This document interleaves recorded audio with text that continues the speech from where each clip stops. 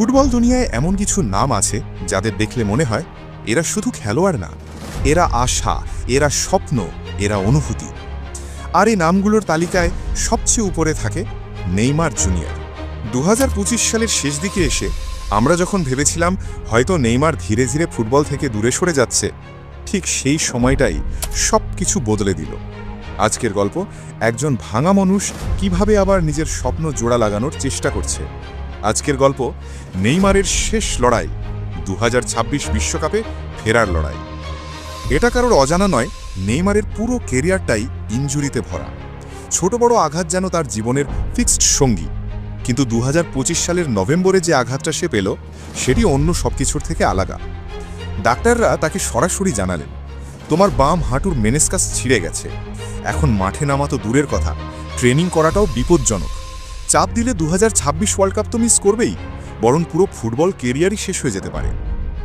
শুনতে যতটা ভয়ঙ্কর, নেইমারের জন্য এর চেয়েও বেশি ভেঙে পড়ার মতো বিষয় ছিল বিশ্বকাপের আর মাত্র কয়েক মাস বাকি, কিন্তু নেইমারের সামনে দাঁড়িয়ে থাকা ছিল 1000 টনের ওজনের ইনজুরি। যেদিকে তাকানো যায়, সোশ্যাল মিডিয়ায়, সংবাদে, ফ্যানদের মুখে একটাই কথা, এইবার হয়তো নেইমার আর ফিরতে পারবে না, সে আর আগের মতো হবে না।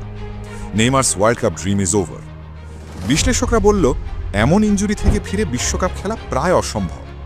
ডাক্তাররা স্যান্টোস ক্লাবকে লিখিতভাবে জানালেন, তার হাঁটুতে চাপ মানেই কেরিয়ারের শেষ। 3-4 মাস তাকে মাঠ থেকে সম্পূর্ণ দূরে থাকতে হবে, নয়তো 2026 ওয়ার্ল্ড কাপ তো ছাড়ুন, ফুটবলই ছেড়ে দিতে হতে পারে। সব কিছুই বলছিল নেইমারের পথ শেষ। কিন্তু যে মানুষটা ছোটবেলা থেকে স্বপ্ন দেখে এসেছে ব্রাজিলকে আবার বিশ্বকাপ জেতানোর, তার চোখে সেই স্বপ্নের নাম 2026 ওয়ার্ল্ড কাপ।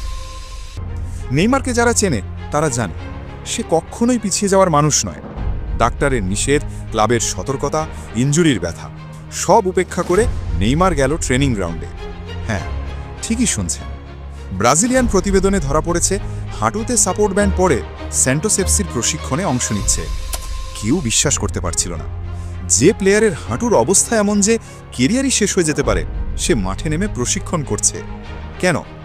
কারণ তার একটাই লক্ষ্য, 2026 ওয়ার্ল্ড কাপ। ব্রাজিল দলের কোচ সাংবাদিকদের সামনে বললেন, নেইমার যদি সত্যি 2026 ওয়ার্ল্ড কাপ খেলতে চায়, তাহলে তাকে 100% ফিট হতে হবে। অফ ফর্ম থেকে বের হয়ে আবার নিজেকে প্রমাণ করতে হবে, না হলে দলে জায়গা নেই। অর্থাৎ নেইমারের সামনে শুধু ইনজুরি নয়, নিজেকে আবার প্রমাণ করার বিশাল চাপ। এই কথাগুলো নেইমার শুনেছে, জেনেছে তার জন্য দরজা খোলা আছে, কিন্তু সেটা পার হতে হলে তাকে নিজের শরীরকেও হারাতে হবে। আর ঠিক এই কারণেই নেইমার ডাক্তারদের কথা শোনেনি, ঝুঁকি জেনেও, ব্যথা নিয়েও নিজেকে 2026 ওয়ার্ল্ড কাপের জন্য প্রস্তুত করছে। নেইমার প্রমাণ করে দিল, একজন ফুটবলারের কাছে তার স্বপ্ন আর ইচ্ছাই সব কিছু। যে প্লেয়ার যত বড়ই তারকা হোক না কেন, তার প্রথম ইচ্ছে থাকে দেশের জার্সি গায়ে বিশ্বকাপে মাঠে নামা। নেইমারও ঠিক সেই জায়গা থেকেই লড়াই করছে। সে জানে এটাই তার শেষ বিশ্বকাপ, এটাই তার কেরিয়ারের শেষ নাচ, তাই সে থামছে না। দিনের পর দিন ব্যথা নিয়ে, হাঁটুতে ব্যান্ডেজ বেঁধে, মুখে একটাই শব্দ নেই, ওয়ার্ল্ড কাপ। সময়ের ক্যালেন্ডার বলছে বিশ্বকাপের আগে নেইমারের হাতে সময় খুবই কম। ইনজুরি আবার বাড়লে কেরিয়ার শেষ, কিন্তু নেইমার থামেনি।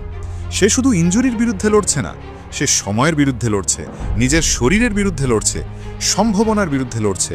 কারণ সে জানে ইতিহাস সব সময় তাদেরই পাশে দাঁড়ায় যারা শেষ মুহূর্ত পর্যন্ত লড়াই করে। আজ দুনিয়া জুড়ে একটা প্রশ্ন, নেইমার কি 2026 বিশ্বকাপে মাঠে নামতে পারবে? সে কি আবার ব্রাজিল দলে জায়গা পাবে? সে কি নিজের পুরনো জাদু ফিরিয়ে আনতে পারবে? আজ সঠিক উত্তর কেউ জানে না, কিন্তু একটা সত্য সবাই জানে, নেইমার লড়াই থামায়নি। সে এখনও বিশ্বাস করে সে 2026 বিশ্বকাপ খেলবে। আর একজন ফুটবলারের জীবনে সবচেয়ে বড় শক্তি হলো বিশ্বাস। নেইমার সে বিশ্বাস নিয়েই নিজের শরীরকে, নিজের মনকে, নিজের স্বপ্নকে আবার গড়ে তুলছে। তোমার কি মনে হয়, নেইমার কি ইনজুরিকে হারিয়ে 2026 বিশ্বকাপে মাঠে নামতে পারবে, নাকি এই ইনজুরি তার ফুটবল কেরিয়ারই শেষ হয়ে যাবে? আপনার মতামত কমেন্টে জানাতে ভুলবেন না। ভিডিওটা ভালো লাগলে লাইক, কমেন্ট আর সাবস্ক্রাইব করে পাশে থাকবেন।